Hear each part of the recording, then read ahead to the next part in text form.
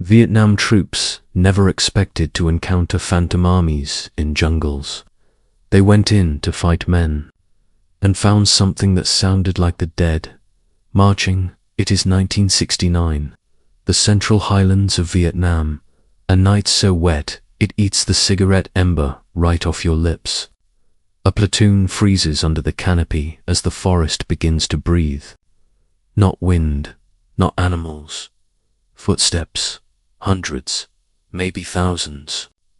Voices too, whispering in Vietnamese and then in broken, pleading moans. The radio man swears he hears a funeral dirge, drifting from no clear direction. Here's the first hard fact. The one that doesn't fit neatly into any war story. US psychological operations blasted ghostly recordings through hidden speakers across the jungle. A campaign soldiers called Wandering Soul. But on this night, the platoon hears the same voices coming from two opposite ridgelines at once. The men hold fire. The jungle answers with silence. Then, more footsteps. A phantom column. The enemy, or something wearing the enemy's sound like a mask. When dawn comes, they find no bodies, no camps. Only a trail of boot prints that begin, and then vanish. What did that platoon face? A clever trick. A radio mirage, or proof that the jungle keeps its own army. Long after death. The night of two columns. The jungle at night is a mouth that never quite closes. You hear it before you see it. Drips, wings, a single frog that sounds like a hammer tapping on wood. The platoon moves in a file so thin it could slide between raindrops. 24 men, faces stripe-painted, helmets beaded with warm rain. The point man stops. His hand lifts, flat. Everyone melts as if the earth opened and invited them down. No one speaks. The forest speaks instead. At first it is only a tremor in the air. A pressure, like the sky is moving a heavy piece of furniture. Then the footsteps arrive, dozens of them, softened by leaf litter but with a cadence too human to ignore. One column, close, North Ridge. The lieutenant mouths a silent count to keep his breath from shaking. 6, 7, 8. The radio crackles, a whisper. Multiple, can't size. The forward observer lifts binoculars that are useless in this dark. Somewhere far behind them, a flare pops white, a brief artificial moon. But here beneath the canopy, it paints nothing. The steps go quiet, as if the jungle is listening back. Then the men hear a second column. It starts to the south. Same rhythm, same number. The lieutenant swears under his breath. Enemy or panic, or both. He spreads the platoon like a net, one squad cinched left, one right, one anchored to the trail. He remembers the briefing about loudspeakers, about tapes of crying spirits, about a Vietnamese belief that a soul lost in the jungle cannot find its way home. He knows this as a fact, but facts do not help when the ground itself seems to breathe men. A voice floats through the trees. It is young. It is tired. It calls a name. Then it breaks into a wail that makes even the toughest sergeant glance at the darkness and wonder what the rules of war mean here. Here is the first payoff, the piece of history that makes the hair on your arms stand up. American PSYOPs units did broadcast the dead. Wandering Soul, they called it. Recordings layered with gongs, with mothers crying, with the whispers of lost soldiers telling the living to go home. They hung speakers in the trees and rolled them on carts. They pushed fear through leaves like wind.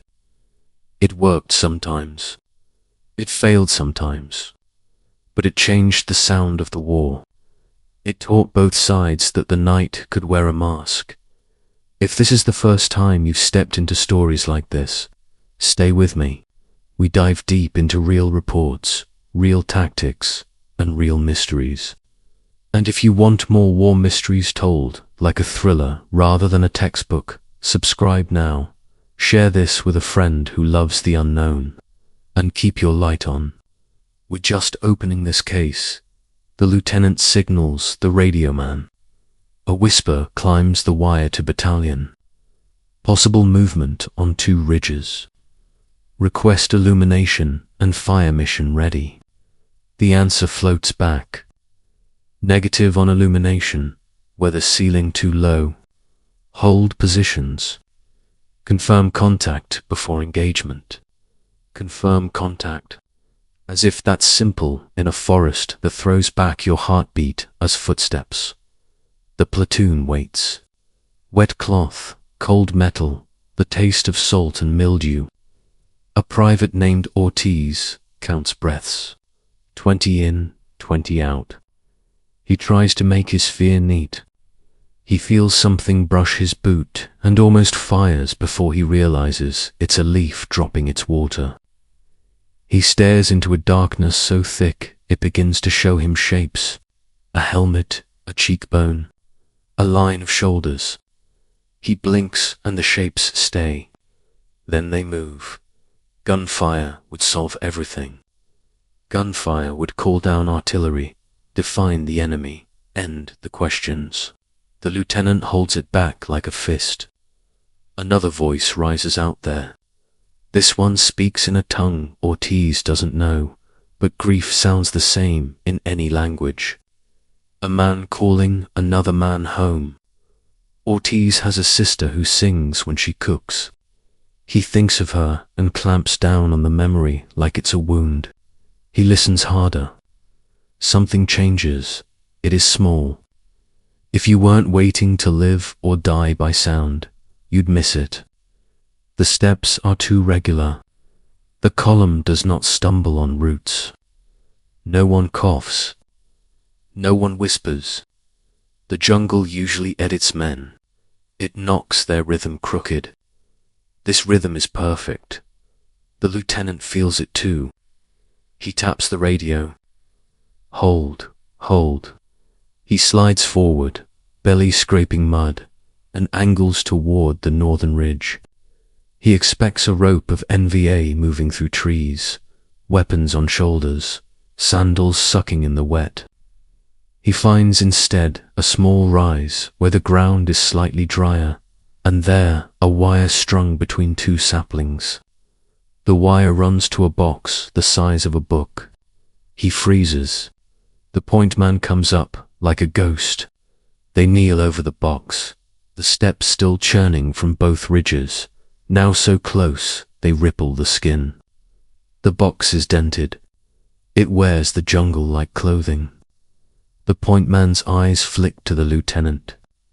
The lieutenant nods. The point man eases the lid. Inside, a speaker sleeps in coiled wire and a cheap tape deck, battery taped with green cloth. The tape spins. The speaker hisses. It is not very loud. It shouldn't be able to sound like a battalion. But sound here bends like bamboo.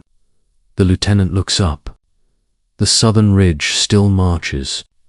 The northern box is simply one tooth in a wider jaw. The platoon moves in an arc. Careful, slow. They find another box. Then another. Each one breaths men. Each one throws footsteps into the leaves, into the air, into the bones. Somewhere out there, someone is watching. Someone set the timing so perfectly that 2 phantom columns walk at once. They do not fire. To shoot a box feels like shooting a shadow. And yet, the danger is real. The enemy may be behind the sound. Or not. That is the hook of the trick. That is the trap of it. If you chase the noise, you bleed into the noise. The lieutenant makes a decision that will read as cold on paper, but feels like standing inside a pulse. He orders 2 squads to to ghost the sounds uphill, to find the source, not the teeth, but the tongue that licks this fear into shape. The third squad stays on the trail to guard the radio and the medic, a quiet man from Ohio who hums hymns when the rain gets very loud. The men slide into black. The forest swallows them. The steps continue, precise, unhuman in their regularity, human in their terror. Dawn is not a color here. It is a thinning. Edges return. Leaves discover their veins. The rain slows to a murmur. The steps taper, like a march that arrives somewhere you cannot see. The southern squad signals back one word, empty. The northern squad signals the same. The lieutenant turns on one of the boxes in his hand. The tape still spins. He lifts it to his ear. Beyond the footsteps, he hears something else, faint, a whisper layered beneath the march, like a voice under a blanket. He asks the radio man for a pencil and rewinds the tape with the eraser, gently, like it is a skull you might break with your fingers. He plays it again. The voice repeats. It is not a language he knows.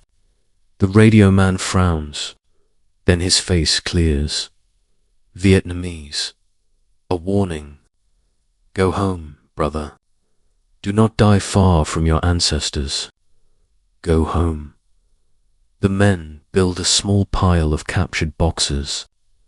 They gather batteries, wire, a torn map copy pinned with a bamboo skewer, a set of sandals cut from old tires. They find tripwire too, which explains the emptiness in the trail where boot prints begin and then fade. Sappers have scrubbed some marks with leafy branches. Others the rain erased. The lieutenant sketches what they found in the dull light with a stub of pencil on waterproof paper. He will turn in this report tonight, and it will become another rectangle in a file cabinet that smells like dust and glue. He closes the notebook and looks at the jungle. It looks back with a kind of patience only green things understand. Echoes that hunt men rain again. Always the rain. It came in sheets, so thick the jungle seemed to disappear behind it. And with every downpour, the memories of that night, those phantom footsteps, washed a little deeper into the soil. Ortiz thought they'd left the ghosts behind in the highlands. He was wrong. 3 weeks later, the platoon was reassigned along the Ho Chi Minh Trail, near the Laotian border, a corridor that never slept. Supplies moved there like blood through arteries. Rice, rifles, rockets, men. But lately, entire units reported sounds no map could explain, marching columns that circled camps. Voices that faded when challenged, screams echoing from ravines where no patrol had gone. The brass called it auditory interference. The men called it the hunt. The first night came quiet enough. The jungle steamed from the day's heat, insects droned, and the air shimmered with humidity so thick you could taste metal. The lieutenant, now promoted to captain, had learned to measure fear by silence. When even the frogs stopped, you knew something was moving. It began as a faint thumping, like distant drums muffled by earth. Ortiz lifted his head from the trench wall. Mortar, he whispered. The captain listened. No whistle, no blast, just that steady human rhythm. Step after step. The same as before, only this time it moved inside the perimeter. Searchlights swung through the rain, slicing trees into ghosts. Nothing. The sound circled. Men shouted. Then the generators died, lights gone, radios spitting static. For a full minute, the jungle was pitch black. The only thing alive was that impossible sound. Dozens of boots on wet ground, pacing between them, behind them, through them. When the lights flickered back, everything stopped. No tracks, no enemy. Just steaming mud at dawn. They found the wire fence torn, not cut, not blown, just pulled apart like soft clay. The trail outside was covered in prints that led nowhere. Ortiz stared at them, the same spacing, the same perfect march. He remembered the South Ridge. The captain sent a team to scout 5 clicks out. They moved slow, nerves stretched tight. Midway through the valley, one of the new recruits, Jensen, froze. "Sir, you hear that?" A whisper, faint, rhythmic. Not in Vietnamese this time. English. "Go home, brothers. Go home." The voice drifted like smoke, weaving between the trees. Jensen called out, "Who's there?" But the voice repeated, matching his tone, echoing his own words back in perfect mimicry. Then the jungle erupted in screams. Gunfire cracked in every direction. The sound bounced, warped, returning from the wrong side of hills. The team thought they were surrounded. They weren't. Every echo they fired at was their own. When the shooting stopped, 2 men were down. One dead by friendly fire, the other missing. The trail ended at a ravine, sheer drop into mist. His rifle was found upright in the mud, as if placed there. The captain ordered the area sealed. He sent the tape from the night's recording to headquarters. But when it came back, the audio was distorted beyond use, just hissing and faint laughter buried under static. Tex blamed timidity. Ortiz didn't. He'd heard that laugh before. That evening, a helicopter brought in a visitor, a thin man in jungle fatigues with no name tag, carrying a real case. He introduced himself simply as Collins, Psychological Operations. He asked for their tapes. He asked for their memories. He said nothing about what he already knew. He explained how sound bends in the jungle, how magnetic storms could play tricks on field radios, how the human mind fills in missing noise with imagined footsteps. "You boys are fighting the weather, not ghosts," he said, smiling the kind of smile that doesn't reach the eyes. Then he played his reel. Out came the same voices, moaning soldiers, crying mothers, the wandering soul recording the Americans used to terrify the Viet Cong. But this version was different. Under the wails, another layer hummed a low, pulsing tone that made the walls tremble. Collins said it was a new experiment. That night, they tested it. They mounted speakers around the camp, facing outward, and played the sound into the jungle. Within minutes, trees began to move. Not wind, movement. Something alive. Then came the return call, hundreds of footsteps answering back from the dark. Collins turned pale. Cut it now." The generator sputtered. The reel jammed. The sound kept playing. The men tore wires out with their bare hands, sparks flying. Still, the echo marched, circling, closing in. A blinding flash lit the ridge aflare that hadn't been fired. For one frozen instant, shapes appeared in the mist. Silhouettes of men, dozens, maybe hundreds, walking in silent unison. Then gone. By dawn, the equipment was dead. Every battery drained to zero. Collins left on the next chopper, face grey, orders classified. That morning, the captain found something strange where the mist had been. Not footprints this time, handprints, pressed deep into the mud as if something crawled out of the earth. Then vanished. Ortiz couldn't sleep. He replayed the voices in his head. Sometimes they spoke in Vietnamese, sometimes in English. Once, he swore he heard his own name. He began keeping watch alone, sitting by the fence long after everyone else turned in. On the third night, he saw light flickering deep in the valley lanterns, swaying hundreds of them, moving like a slow parade. He woke the captain, but when they looked again, the lights had merged into a single glow, pulsing with the same rhythm as footsteps. They never went out. They simply faded.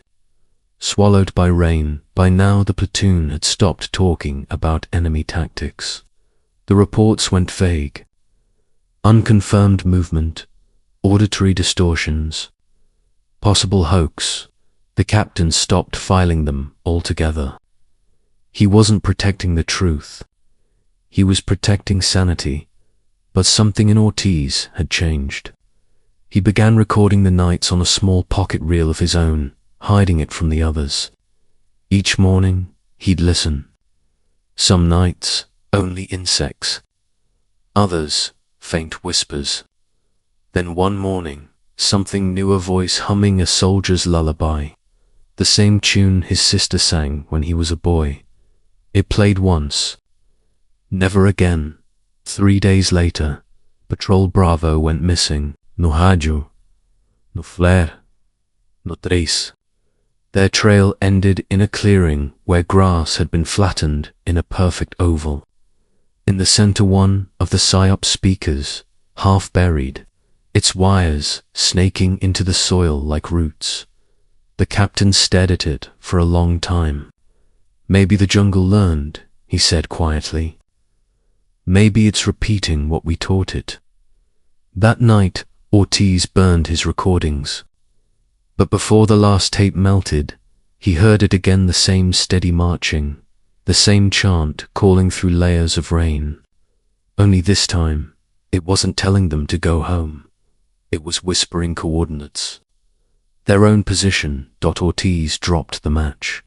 The fire went out, and from far down the valley, the jungle answered with the sound of an approaching army. He lifted his rifle, heart pounding, and turned toward the darkness. But the captain's hand stopped him. "Don't fire," he whispered. "They'll echo it back." The jungle grew louder. Louder still. Then silence. And in that silence, one clear voice called out from just beyond the wirecom. Familiar, impossible. It was Jensen, the man who'd vanished weeks before. "Captain," it said softly, "you left me behind." The voice came closer. The rain hissed. The fence trembled. Ortiz raised his rifle again, eyes wide. The captain's voice cracked. "He's gone, Ortiz." "Don't," the jungle breathed in, like the pause before a scream. And somewhere out there in the black, footsteps started again, marching straight toward them. The decoy water jungle after midnight didn't feel alive anymore. It felt aware. Every tree, every shadow seemed to listen. After the voice that claimed to be Jensen, no one in the platoon spoke for a long time. They just stood there, rifles aimed at the darkness, waiting for something to move. But nothing did. No branches cracked, no footsteps came closer. The sound had dissolved into rain when dawn broke. The wire fence was still intact. No footprints outside. No sign of intrusion. Only the faint impression of a hand pressed into the mud as if someone had knelt there, listening. The captain didn't report it. He only stared at that print for a long moment, then wiped it away with his boot. "If you can't write it in a report," he muttered, "it doesn't exist."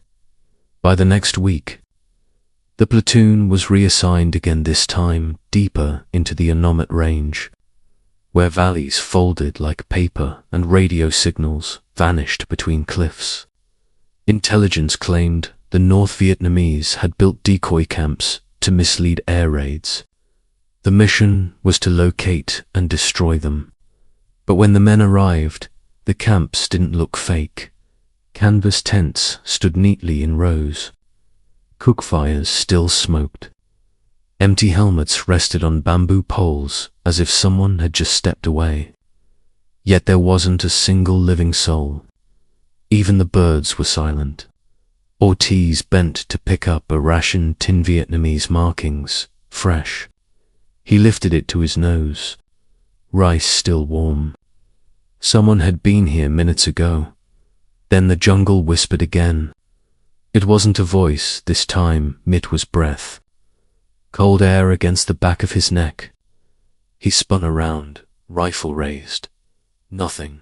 The captain ordered a sweep. The men fanned out between tents, moving slow, weapons tight. They found tracks circling the camp, hundreds of them, all leading inward. None leading out. The captain radioed command. Static answered. He climbed onto a small rise, adjusting the antenna, and saw something that made him freeze. Across the valley, another identical camp shimmered through the mist, same layout. Same tents, same smoke curling from fires. A mirror. He blinked, and it was gone. That night, the rain held off, leaving a heavy stillness that pressed on the lungs. They set up perimeter light and waited. Around midnight, Ortiz thought he heard movement in the brush. He turned his flashlight toward the sound and saw a figure standing at the tree line. It wore their own uniform. Helmet, web gear, rifle slung across the chest. The beam caught its face. It was Jensen. Or something wearing Jensen's face. His skin looked grey, like stone rubbed smooth. His eyes didn't blink. He raised a finger to his lips and whispered, "Quiet." Then he pointed toward the valley.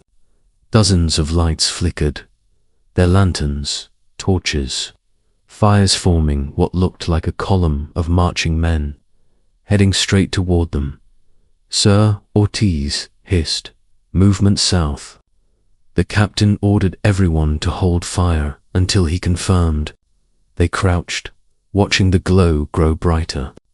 The sound followed boots' gear rattling, the dull murmur of voices. The captain counted 50, maybe 60 men. He lifted binoculars. Nothing but fog. He lowered them. The glow still there. When the first figures broke the tree line, the captain gave the order. Flares went up, lighting the valley like day, and the entire column vanished. No smoke, no heat signatures, no movement. Only the echo of marching that continued for several heartbeats after the light. Faded dot, someone shouted from the north perimeter. "They're behind us." The men spun, rifles ready. There was no one there. Only their own voices, bouncing back, distorted. The captain realized it, then the camp itself was the decoy. Every tent, every crate, every sign of life was bait, built to lure them in and amplify the sounds of the jungle until they couldn't tell echo from enemy. But who built it? The North Vietnamese, or something else using both armies' tricks for its own war? They packed fast, abandoning gear, but as they moved down the trail, the jungle changed. The same clearing appeared again. The same tents, the same fires burning low. They'd marched in a circle. Ortiz began whispering prayers under his breath. The captain checked his compass. It spun wildly, refusing to settle. The trees themselves seemed to twist, rearranging while no one looked. He knew the stories, the old ones the locals told. Spirits of soldiers who'd died without burial, doomed to wander and rebuild the battles that killed them. By morning, half the men were missing. Not killed, not fled. Gone, without tracks. Only Ortiz saw what took them. He woke before dawn to the sound of humming, low, steady, mechanical. He crawled to the tent flap and froze. The decoy soldiers were back. Dozens of them, moving through the mist, all wearing the same uniform, faces blank as mud. They carried no rifles, only bamboo frames shaped like men, draped in torn fatigues. They planted them in rows across the camp, silent, methodical. When the sun rose, they were gone, leaving behind an army of straw figures that looked almost alive. Ortiz wanted to scream, but the captain's calm voice stopped him. They want us to break. That's the trick. The war behind the war. He ordered everyone to move again straight west, this time, away from the fake camp, away from the valley that looped on itself. They reached a ridge by midday. Below, they saw another platoon trudging through the mud, American uniforms gleaming in the light. The captain waved, signaling. The figures didn't respond. He lifted his binoculars. Every face in that column was his own. He lowered the glass and whispered, "No one fires. We keep walking." They turned away, but the echoes followed by the time they reached the extraction point. The jungle was burning somewhere far behind them, orange glow painting the horizon. Helicopters thundered overhead. The captain handed his field notes to the pilot without a word. Ortiz climbed in last, glancing down. For a split second, through the smoke, he saw the decoy camp again, tents untouched. Straw soldiers standing guard, and among them, one figure turning its head to look up. Jensen's face, as the helicopter lifted off. The radio sputtered to life on its own. Through the static, a voice spoke flat, distant, and unmistakably human. "Command to Delta. Your unit was already extracted yesterday. Confirm identity." The captain froze. Ortiz looked at him, eyes wide. The pilot frowned. "Sir, they're saying you're already home." The radio hissed, then clicked off. The jungle below faded into cloud. But the echoes of marching those phantom armies rose through the mist, keeping pace with the chopper all the way into the sky. The captain didn't look back, but Ortiz did. And what he saw made him question if they'd ever left that valley at all. Jungle mines for 3 days after extraction, Ortiz barely slept. The world outside the jungle felt unreal bright, hard-edged to clean. The camp where they were debriefed smelled of kerosene and canned peaches. The captain sat across from him, blank-faced, answering the same questions from intelligence officers again and again. Each time, his answers grew shorter. "Yes, sir, we found enemy decoys." "No, sir, no contact." "Yes, sir, we withdrew under fire." The official story was neat. It had edges. The truth, DIDN single quotes, TI on the 4th night. Ortiz heard them again. Not in the jungle this time, but through the thin plywood walls of the barracks. Footsteps, slow, measured.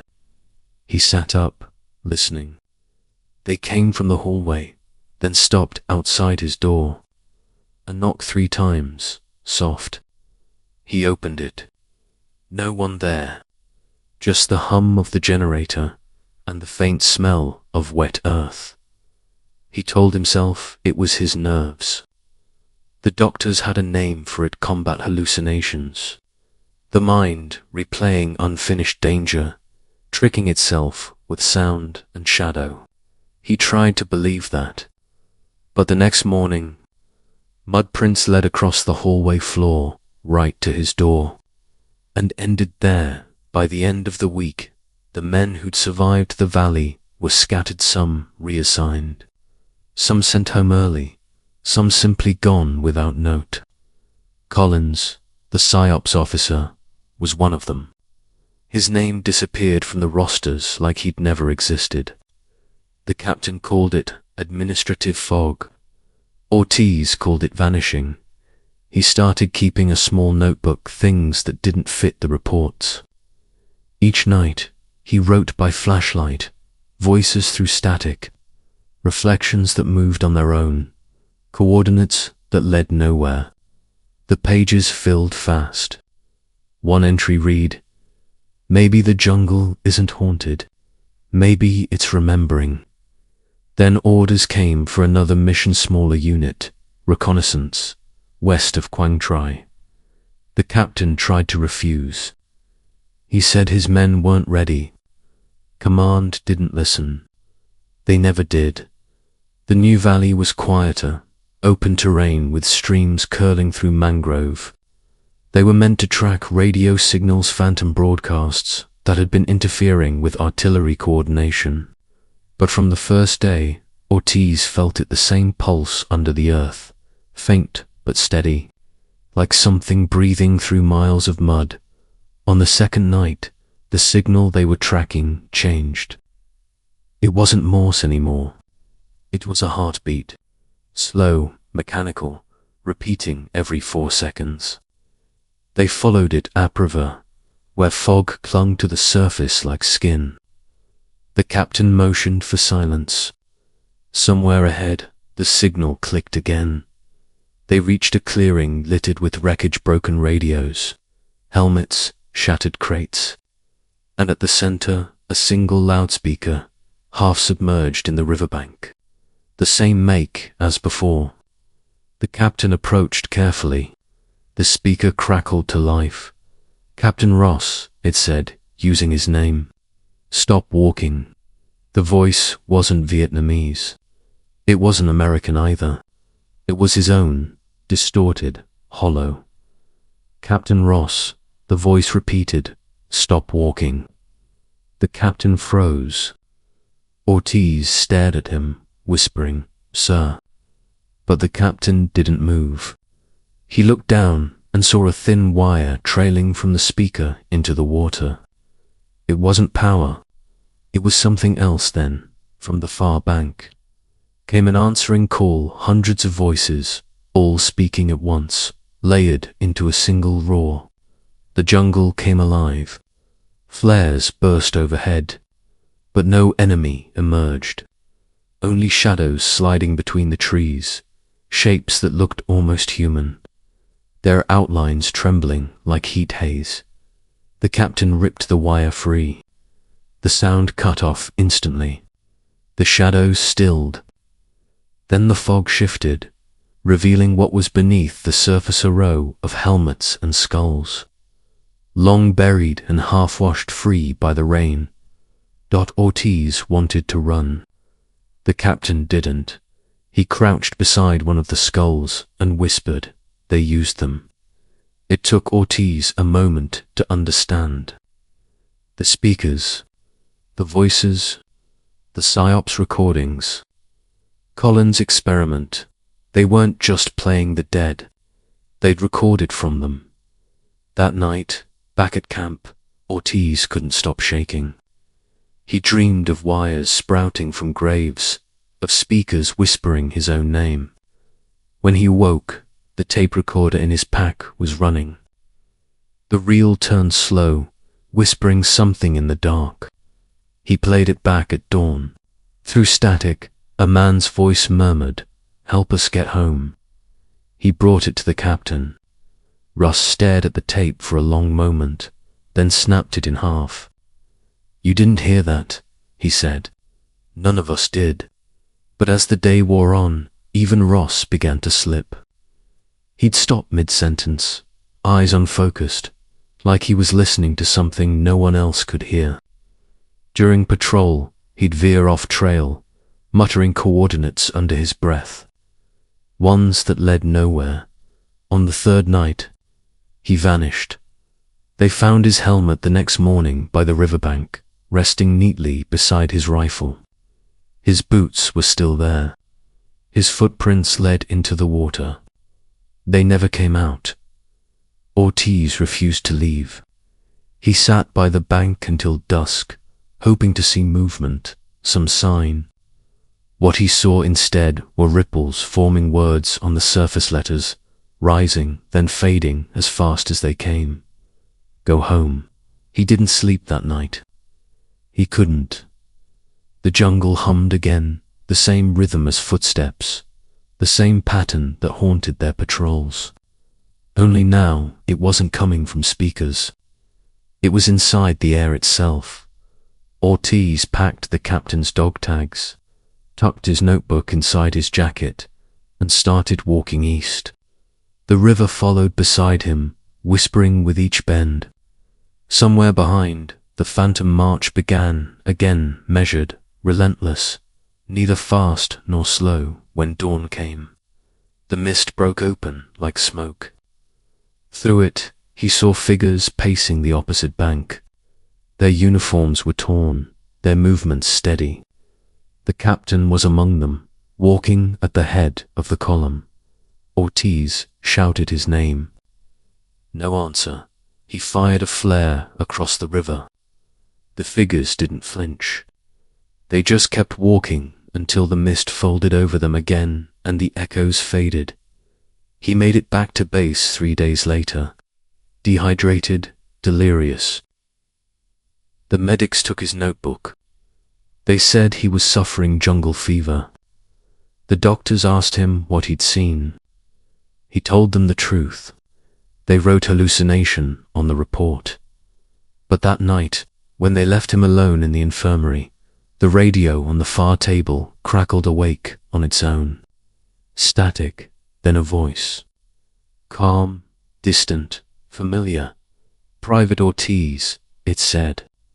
Captain Ross here. Mission complete. Returning soon. Ortiz's pulse froze. He turned toward the radio, but no one was there.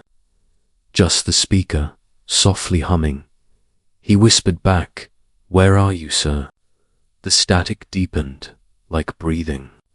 Then came one final line, steady, slow, still in the jungle, still marching.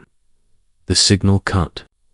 The lights flickered once and went dark. Outside, in the rain-soaked night, came the faint sound of boots moving in perfect rhythm, an army of echoes, getting closer. The Phantom Legerno one believed Ortiz when he told them about the captain's voice. The report filed from the infirmary said, stress-induced auditory hallucinations. Case closed.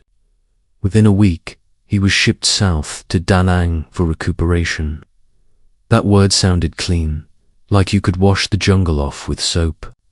But he couldn't. The noise followed him. Even in the city where radios buzzed, where jeeps rattled over cracked pavement, he still heard it. The soft shuffle of feet in perfect rhythm, always somewhere behind him, always stopping when he turned. He spent his nights by the docks, staring at the water. The cargo ships looked like ghosts, 2 hulking silhouettes gliding in and out of the mist. Sometimes, he'd think he saw faces in the reflections, men he knew. Men who'd vanished. Jensen, the captain, Collins, all walking under the surface. Then one evening, a young reporter named Ellen Cade found him. She'd been embedded with the 23rd Infantry for months, collecting stories for a piece about psychological warfare. She'd heard about the Phantom Army rumors, the footsteps, the missing patrols, the decoy camp sand, wanted to know what he'd seen. Ortiz tried to brush her off, but when she mentioned Colin's name, he froze. She slid a folder across the table. Inside were photos, grainy black handwrites, taken from a downed PSYOPs chopper. Dozens of speakers half buried in mud, wires running between graves, and in one photo, standing near the wreck, was Collins. Months after he'd supposedly disappeared, Ellen said the tapes found in that chopper contained 2 layers of audio. One the standard Wandering Soul track, the second a deeper signal only audible on special equipment. "You ever heard of infrasound?" she asked. "Below the range of human hearing. Can cause panic, confusion, hallucinations." Ortiz stared at the photo. "You're saying this was a weapon?" "I'm saying something used it," she replied. Maybe us, maybe them, maybe both. He told her everything about the footsteps, the mimic voices, the valley that folded in on itself. She listened without flinching. Then she asked a question that hollowed him out. What if the jungle isn't haunted by the dead, Ortiz? What if it's haunted by what the living recorded? That night, she played him one of the recovered reels. The same eerie wails, the same marching rhythm, but buried deep, almost imperceptible, was a whisper. Ortiz leaned in. It was the captain's voice, repeating a set of coordinates, the same ones he'd murmured before he vanished. They checked an old map. The spot lay west of Quang Tri where no base officially existed. Ellen insisted on going. Ortiz tried to stop her, but she smiled, that stubborn reporter's smile. If there's a truth out there, she said, someone has to walk into it. They left at dawn, heading north in a borrowed jeep. The road turned to dirt, then to jungle path. Birds fell silent. Radios failed. Around midday, they found a rusted sign. Its lettering half erased. Zone K-12. No such designation appeared on any official record by evening. They reached the coordinates. The ground opened into a wide clearing littered with metal frames, broken reels, and crumpled tin huts. In the center stood a massive concrete bunker, its doors half sunken in vines. Faded stencils across the steel read, Acoustic Field Test Site, -1967. Ellen raised her recorder. You realize what this means? Ortiz didn't answer. His ears were ringing, not from sound, but from its absence. The jungle had gone completely still. Inside the bunker, they found racks of old tape machines, their reels warped by heat. On the walls hung charts showing sound wave experiments frequencies, decibel readings, heart rate reactions. Notes scrawled in chalk. SUB-30HZ, response. Unpredictable, memory retention anomalies. Ellen pressed a switch on one of the machines. To their surprise, it powered up. The tape began to turn. Static hissed. Then the same ghostly footsteps filled the bunker. Ortiz's stomach dropped. The recording built in volume, echoing off concrete. Then, underneath, came voices, hundreds of them speaking names, dates, units. A ledger of the dead. Men who'd gone missing, pronounced unaccounted for. Ortiz recognized some. The rest were strangers, and then came the captain's voice again. Clear this time, whispering directly into the microphone. We are still marching. The lights flickered. The tape slowed, warped, reversed. The same words echoed back, distorted into something unhuman. Ellen reached for the power switch. We have to stop. The speaker exploded with sound so low it felt inside their bones. The air seemed to vibrate, pressing against their chests. Ortiz fell to his knees. The bunker groaned like a living thing. Then everything went silent. When he opened his eyes, Ellen was gone. Her recorder lay on the floor, still running. He picked it up. Her last words were on it. There's someone in the doorway. Ortiz looked.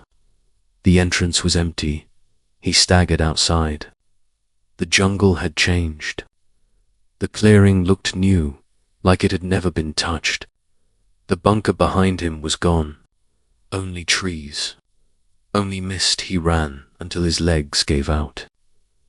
When he woke, soldiers from a nearby unit had found him wandering near the road. They said there was no bunker, no test site, nothing at those coordinates but swamp. Ellen Cade was listed as missing during field travel. They sent Ortiz home after that medically discharged. He tried to rebuild a life. Years passed. The war ended. People forgot. But sometimes, when he closed his eyes, he still heard the low hum of that bunker. The captain's voice marching through the static. Then, one winter night, decades later, a package arrived at his doorstep. No return address. Inside, an old cassette tape labeled Project Wraithfield 67.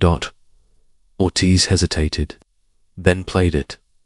The sound began soft rainfall, jungle, wind, then footsteps, then his own voice, whispering, "Help us get home."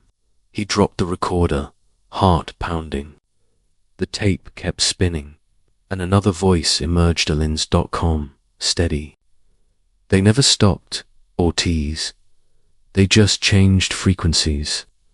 The tape ended in a faint hum that grew louder and louder until the speakers crackled and the lights in his room dimmed. He turned toward the window. Outside, through the falling snow, he saw them figures walking in formation, fading in and out of the night, as if the jungle itself had followed him home. He whispered the same words the captain once had, "Still marching," and somewhere deep in the static, a voice answered back, "Always." The sound lingered, soft, rhythmic, unending, an army that time could not bury, forever echoing through the noise.